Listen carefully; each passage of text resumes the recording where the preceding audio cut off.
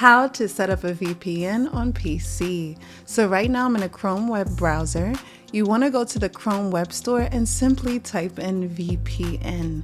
You'll have many different options to choose from.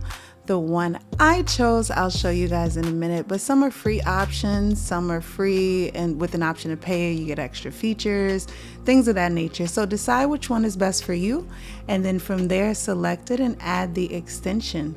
I chose Setup VPN because it's extremely easy and it's free.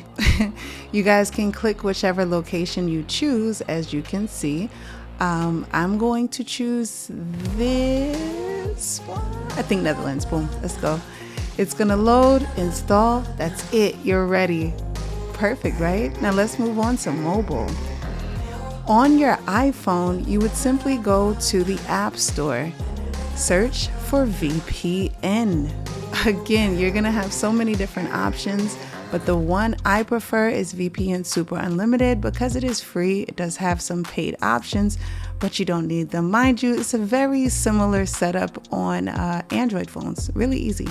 So after you download that, then you either can buy it or you can close that altogether and use the free version, which works just as well.